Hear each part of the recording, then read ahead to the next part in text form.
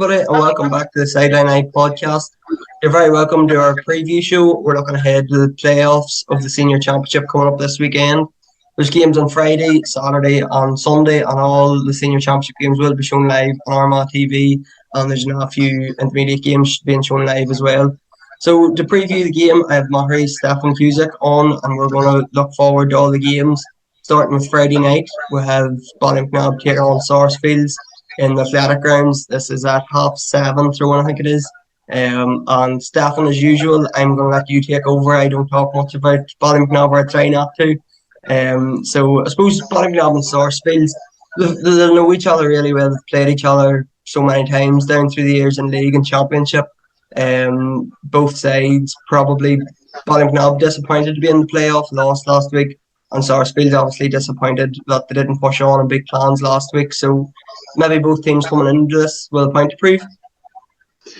Yeah, bit of a point to prove. That's good things about the playoffs. If the format, if you lose, you're still in basically. But Ballymacnab will be kicking themselves after beating us and giving Dromintee a good going over. Going to Clavey, a draw would have got them through, getting a week off. But they're where they're at. Sarsfields probably predicted they'd probably be in a playoff. That's a bit of success for them, but it's a good game. Ballymacnab probably going in as hot favourites just because of their championship tradition over the last 10 years. Sarsfields haven't really been here, but that's not to say that they haven't got a big chance here. I've played both teams here. Very impressed with Ballymacnab down in Murray. Just the way they use the ball. Just the way they kind of don't take many risks. Everything's kind of just they get the players in the right positions and they give the ball to the right players in their positions. Sarsfields probably, after watching them last week and the success they had with having Éireann and going in full forward, I would probably say they're probably going to do something similar because I think that's their best chance of winning. If they try and go toe-to-toe with Ballymacnab, I think there's really going to be one winner here. So Sarsfields kind of have to play to their strengths and just build on last week and maybe just see the game out a bit better. I think the big thing for Ballymacnab is if they get the kickouts away, I think they'll just run through Sarsfields because, as I said, they're all good ball players. They don't take many risks on it, and generally they'll always end up giving the ball to the right player in the right position on top of the field. But if Sarsfields press them, that gives Sarsfields a far better chance. I mean, and Kerr will have to go long, make a bit more of a midfield battle, and Ballymacnab will have to scrap more for it because they have been getting the kickouts away mostly now. I know last week Clevey pressed them a wee bit and got a bit of success. So if Sarsfields are looking at that, that's a good template to go for this week. But it's a good game. To go, but I would say if I had to push myself, I would say just Ballymacnab, just with experience. I just think it was just a wee bit too much for Sarsfields. But it'll definitely be a close game. I don't think Ballymacnab will run away, but I think it'll be close. So. And you mentioned that Route 1 sort of tactic of Éireann and McGowan on the edges, where anybody that's seen it last week against the Clans in David Park, it's live on Armagh TV. It worked a treat, Stefan. It's very hard to do the game in there. Just watching that game last week, it just seemed everything Sarsfields kicked in just landed right on the penalty box or 6-yard box. And Éireann and the Boy Lavery were just in there, and there was forced Clann men on them at a certain stage, and they were just everything went in just stuck with Éireann. And Lavery, it was actually a throwback match there you would see there years ago. But it worked a wonder for them, and they got a goal in the first half. Should have had a penalty, and Éireann got a mark and put it in the net, and the referee called it back. So it was definitely a good tactic. And then the balls that were bouncing off them, Paul was picking up the scraps, and Tommy McElhenney was picking up scraps. So they were definitely a success. Maybe 1-5 in the first half came off there after scores. So if the score can feel why change it, Sarsfields do put up high scores. You can just see their score lines all year. And there's not too many games where they're not scoring maybe 14, 15 points. So It's the other end of the pitch is probably their worrying thing, but going forward, they're definitely dangerous. You know, the wee boy Gary McAlin, the Tommy McAlin, the Eamon and Paul McGowan, the big boy Lowry, the Stevenson's there too. They've definitely got firepower up there. You know, it's just whether not to get the ball into them early enough, or what Ballymacnab is going to do to try and stifle that there a bit. But definitely after watching that game last week, it's definitely a tactic that Sarsfields, I would say, would have, if they're going to have any chance of winning this match, have to go with. And that's up to Ballymacnab to try and stop that for this week going forward. I suppose it's definitely see this being a shootout because Sarsfields, as we know, if they do go with that tactic, they're going to get goals. As well as Ballymacnab defend it. There's bound to be one gets in for Sarsfields if they do it the way they did last week. Ballymacnab going forward, they obviously like playing the front foot as well, the forward line they have. So I think at Mark Beatty on, we sort of predicted that their Ballymacnab's game with Clevie was going to be a shootout. And that's sort of the way it panned out, and probably going to be the same Friday night here.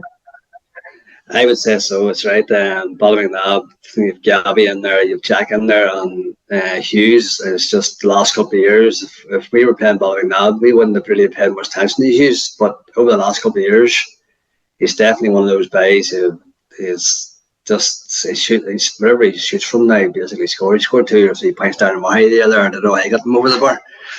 Same against us last year in the championship. It just seems over the last couple of years he's kind of stood up for Ballymacnab. And as one of the danger men up there, as you said, Jack in there, definitely needs taking care of from there, or he can score from any angle too. Plus, he always has an eye for goal. A great striker with the ball, and no matter if he gets the ball anywhere in 20 yards in front of that net, he'll go for goal. So, Sarsfield's defence, it's a bit questionable.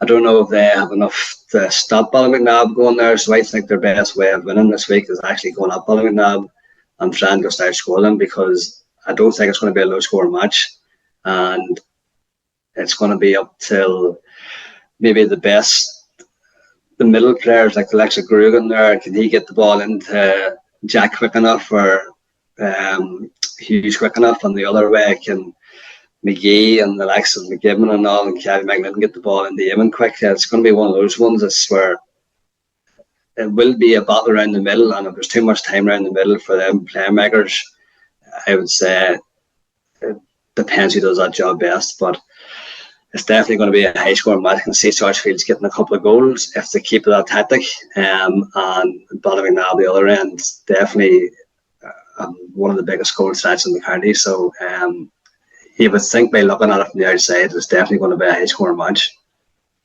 So who do you see coming out? Who do you see coming out in top stuff? It's hard to look by Ballymacnab because they always seem to be at the latter end of the championship year in, year out, no matter what.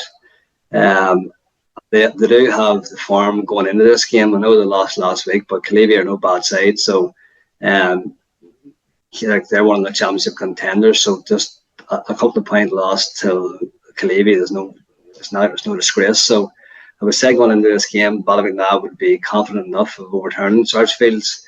I would say, maybe talking about put a prediction there, I would say maybe 4 or 5 points to Ballymacnab.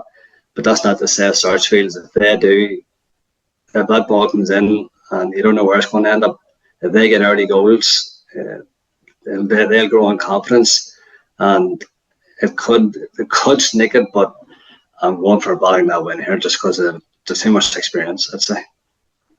I'm obviously going with an Alb as well. No surprises there. Moving on to Saturday, then we have Clann and Dromintee. This is in Crossmaglen at 5 p.m. I think throw-in time. Live on Armagh TV as well. You've played both teams. You played Dromintee last week, obviously. Stefan in the championship played both teams in the league. So I suppose what have you made of both teams? Dromintee obviously earned promotion.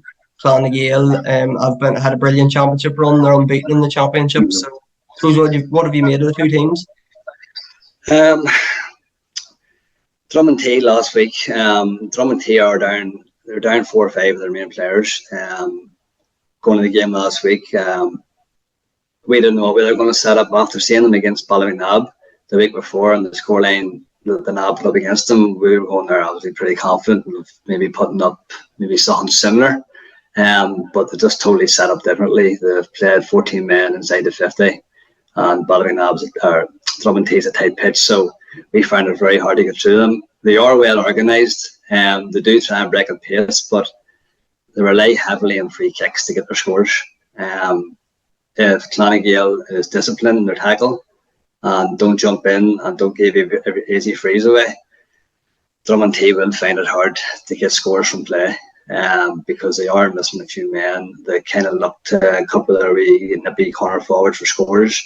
They try and kick the ball in a lot, because they are pretty nippy and pacey, but nothing seems to come off it from play. They kind of walk the ball back out again. What they scored against us last week, 9 points, and I think 7 on free kicks. It was like, if you don't foul them, they won't score. So I can see Dromintee outscoring Clann are putting up absolutely serious scores in their matches. Mike Parnell, I think, in the 3 games has got 321 alone.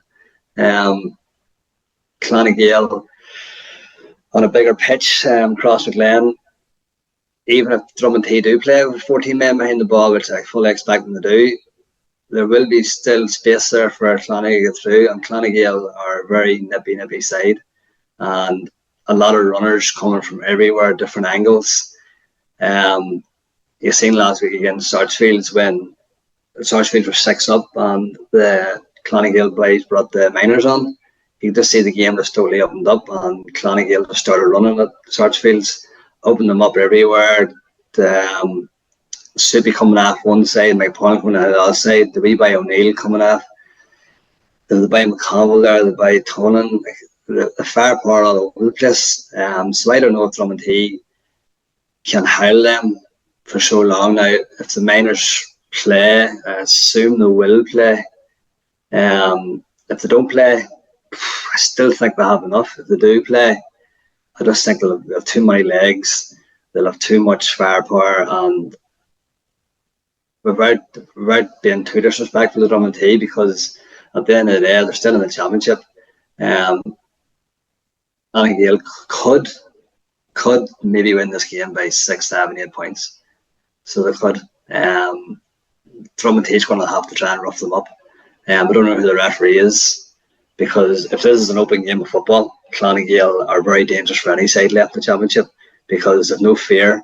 You can just see in the 3 games previous, they obviously got the draw against Cross McLean, which was a great start for them. But the one thing I would say about Clann, they have given Sarsfield a 6-point head start, and they give Mullabon an 8-point head start at half time. If you keep doing that, you're going to get caught.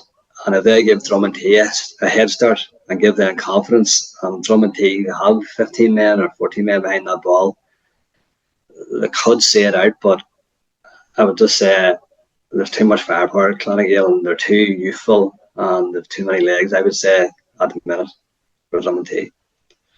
Too simplistic stuff. Probably when I'm thinking of this game, it's strength against speed, basically, or like that's it is. Because Dromintee are a big side. They do like getting battling you up. If they battle you up, you're not getting away. I'd say they overturned us last week 20 plus times. Once we carried the ball in the tackle, I don't think we got out once the whole match. So that's obviously their game plan. McKay is very, very good at organising in there. You heard him all day. He sits and sweeps, and it is hard. I don't think we got through them. If we got through them once in the whole match, we were lucky, you know what I mean? Because it's very, very tight in there. I just think Clann are just. I think they're a wee step above Dromintee, just right out of the minute now. If Dromintee had them 4 or 5 guys back, maybe a different game, but they are where they are. The boys came in last week, obviously doing a good job for them because they beat us, but I just think Clann squad is very strong at the minute, and I think they're too youthful and pacey, as I said, and I can just see Clann just maybe being very strong for Dromintee this weekend. Yeah, I'm the same. I So think Flann Gael is going to come through that, and especially with yeah, McFarlane and the form he's in. yeah, he's definitely one of the better players in Armagh at the minute. Now he's this is left foot. His organisation. Every time he gets the ball, something happens. Even the game last week, he wasn't outstanding against Sarsfields, but when he got the ball, something happened. Something came off it. You know what I mean? And you just see he got his first goal there. He ran from 50 yards and just sidestepped 4 or 5 boys. And that's the kind of player you've got in midfield there, Flann Gael, and that's very dangerous, you know. So it Yeah, is. I think I think Clans will win that as well. Yeah, That takes us on to Sunday then with double header in the athletic grounds here, and it's St Peters against the Harps up first at I think it's 4 o'clock, and then Silverbridge and Granemore at 6 o'clock. I hope I've got them times right. They're both on Armagh TV. St Peters and the Harps first. Stefan, I got seeing both these teams yeah. on Sunday there.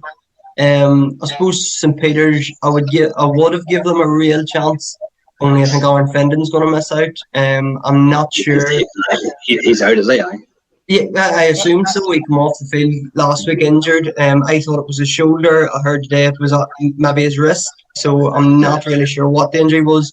And I'm not sure if he's not going to make it or not. But yeah, he didn't look like he was fit to play when he came off on Sunday. So I suppose whether he plays or not, that could have a huge impact on what way this yeah. game goes. It would be a big miss. We played St Peters twice here. Very well organised. A lot of young players in the team. Cut forwards who can score. So they have an hour in midfield was just their leader in midfield. They go long a lot and he catches a lot in midfield. St Peters have had a great year so far. If you'd have said at the start of the year you finished third in 1B and you come out of the group in the championship that took your hand off, that's not being disrespectful to them. It's just they were just up and down the divisions and they've consolidated themselves this year in 1B, which is great for them. And their youth coming through, so they're only going to get stronger and stronger. So where they're at the minute, they're pretty going this weekend. There's absolutely no pressure on St Peters at all this weekend. The pressure is on Armagh Harps for maybe from them won the championship, they haven't performed the championship. They haven't. They got the semi-final. I don't think they have. Maybe one quarter final from the year they won it. So for Harps the size of the club they are, I don't think that's good enough. But not this. I'm saying St Peters have kind of like a free hit at this weekend, but they will still see themselves as a big opportunity to come through this game too. They'll have to play Armagh Harps. Armagh Harps are not having the best of seasons. Silverbridge gives them a good going over. A couple of weeks ago, seen that game. Could have been more. So it could have been just Armagh Harps just quit. So they didn't like people run at them, and St Peters will run at them. There are two half forwards. Can't mind their names at the minute. They're two younger lads. They're very, very pacey. Oisin Genesi and Yeah. Ethan Lavery, I think, was the other one nowadays. So they're very dangerous going forward. They're up and down the pitch. Sarsfields have maybe changed, or Sarsfields, Armagh Harps have changed their style of play this year a wee bit. They brought Mini back, and they're more or less a running game the year. So I don't know if that's working for them or not, because Mini is more dangerous closer to the net. And they really don't have many other forwards. The wee by Luke McKeever is very good. He'll get better with every game. But it's a hard one to call, but I just think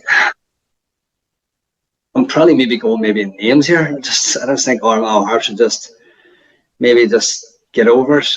But I don't think very much. If I'm sitting here on Sunday night and someone says St Peters beat Harps, it's not a massive surprise no more. They're up and coming. Harps have kind of flagged a wee bit. Maybe they're just waiting for a few guys to come through. Carl Laugham's a massive miss for them, not being there the year. Absolutely massive miss. Obviously Charlie's away. I don't think they'll replace them players. But maybe Harps have been just tipping along in the background and maybe are just coming priming at the right time. It's hard to know. I think after Sunday night you'll know where Harps are at. The latter put a very strong performance and they'll be out. But that's probably the closest game this weekend, I think, to call. So it is, but I just think St. Peter's haven't been here before. This is new territory for, I'd say, maybe every player in that squad. In the athletic grounds, probably be a big crowd in. Armagh Harps have been there, they've done it. I know they haven't performed the championship the last 5, 6, 7 years, but I think they'll have enough to come over it. Not by much. Not by much. I may be talking 2 points here, 3 points. I don't think they'll do a number on St. Peter's. Like, I don't think St. Peter's, they've got legs in the team. The bigger pitch could suit them, so they could. And I think it'll be a close game, but I just think Harps will just nick it. But both teams, they've took real heavy beatings this year. Stephen, the Harps you mentioned against Silverbridge and St. Peter's, the first round against Clann. I think they were actually both 15-point defeats. St. Peter's have maybe dealt with that a wee bit better, or they've sort of bounced back a wee bit better from that. They drew with them on the one against the Greens, the Harps.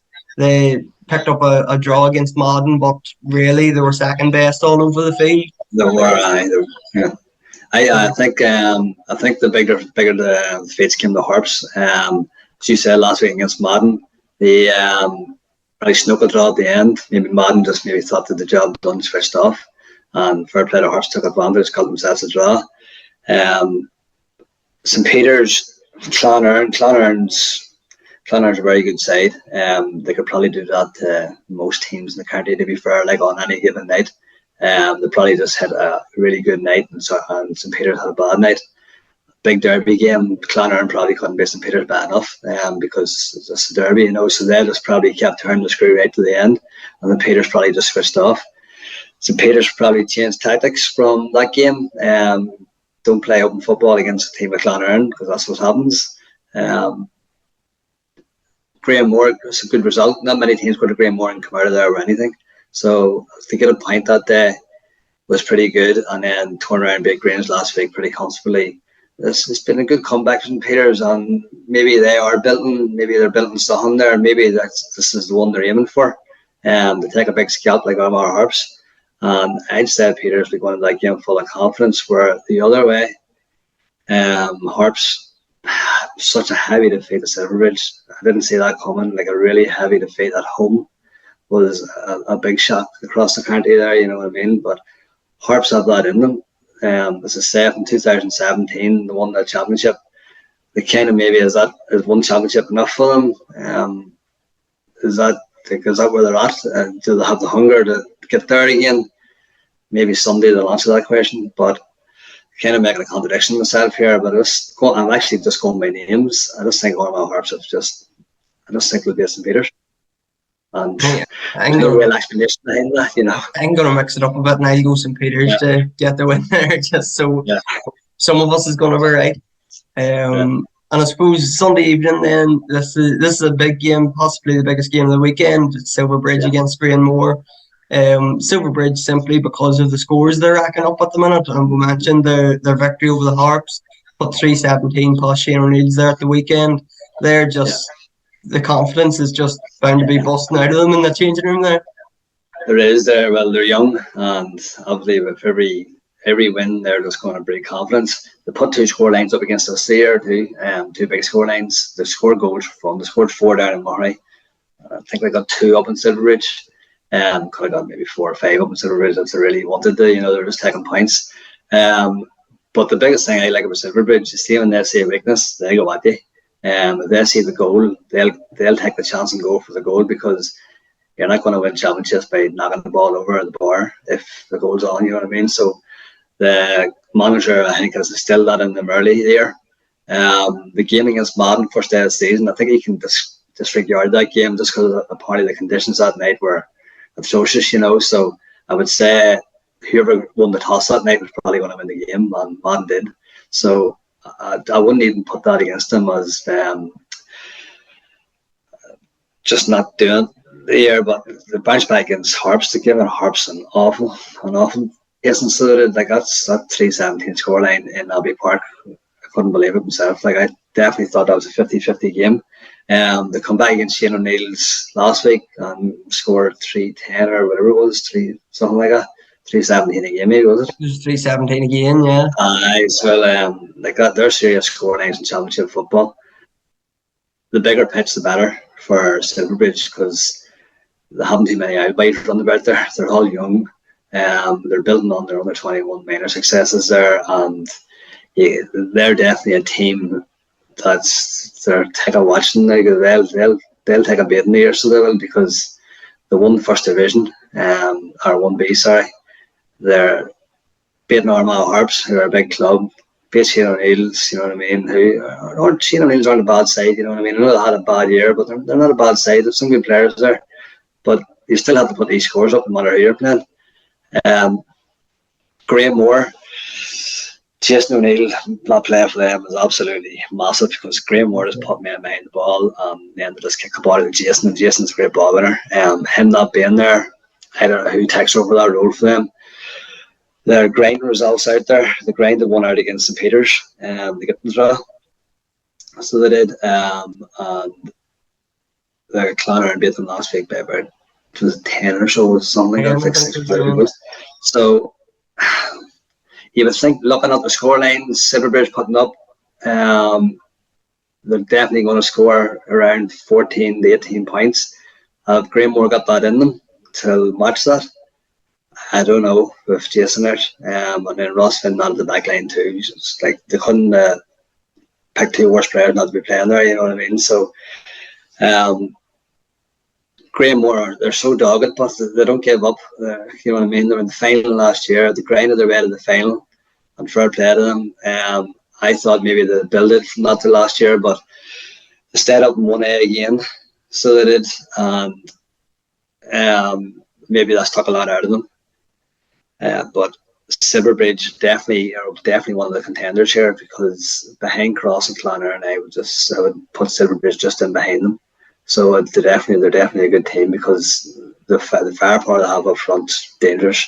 They're well organised. McNally has them really well coached. Like, they're the best coach team they've played the year, and that's counting Ballymacnab and Clavey. So they're definitely, their kickouts and everything get them away. They're just a well coached side, and they'll take a beating by most. So saying that there, I would expect them to come over Granemore this weekend, just because Granemore are just missing two of their two massive players. Like, take them out of any team and you're going to struggle. So they are. Granemore will give it their best shot and they'll fight to the end. But I just think Silverbridge they're too youthful, just a bit like Clann. There's just too many legs, and they'll just become at all angles from Granemore. So just in terms of experience, I suppose when we're talking about the Harps, we're sort of talking about their experience. Granemore have been knocking about final last year, semi-finals, quarter-finals. They're used to the big games in the athletic grounds, but Silverbridge possibly aren't. So does that have an impact too, Stefan? It does. It definitely does have an impact. But that's the thing with youth. You don't know what's going to show up in the day. If Silverbridge start well, then by growing confidence, if Granemore get on top of Silverbridge early and keep them low score, if it goes 1-8, 2-8, 3-8, Granemore they'll be rubbing their hands again. That's what Granemore want. Granemore just want a really tight game, something they can rough Silverbridge up, keep it as low scoring as possible. But if Silverbridge go out early and get a goal early, and Granemore kind of have to come out, there's going to be gaps there, and Silverbridge, there's too many good ball players around the middle. But it's just, as I said, the angle runs coming from everywhere. We find it very, very hard to track them. They're half before, they come from corner back, they come from half back, they switch very well in between positions. They're just a very well coached side, and Granemore will do well to keep them low, but that's Granemore's best chances this weekend. Keep it low scoring, keep it as tight as they've been keeping it, men behind the ball, but the athletic grounds is not a given place for playing men behind the ball. There's too big a pitch to fill too many gaps, and I think Silverbridge will find them gaps. Yeah, I think I'm going to go with it as well, Stefan. I think I'm going to go with Silverbridge there. It'll be a good game to see what way Silverbridge actually handle a team like Granemore, because they will give them problems. If they come over that test, they will grow in confidence, and they'll be saying themselves, geez, we have a great chance of winning the championship here, building on what the running across so close last year. So this is the trajectory they're on. Like they'll improve every year. We can't say every year we're waiting for Silverbridge to come because they're young. Some like they have to start delivering very shortly, because they are a good side. Like. Yeah, I've seen them a couple of times this year. I think they are a good side, really good forwards, and as you mentioned, the goal threat obviously is always a plus point. So I think we've agreed on 3 out of 4 games there. So the Harps and St Peters will be the decider for our predictions.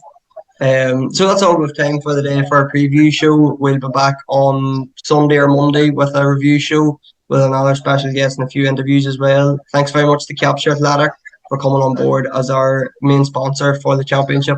And thanks very much to Stefan for coming on and giving us his time and giving us his thoughts. Stefan, great to hear from you, and hopefully have you on a couple of times over the next few weeks. No bother, Sean. Thanks for having me.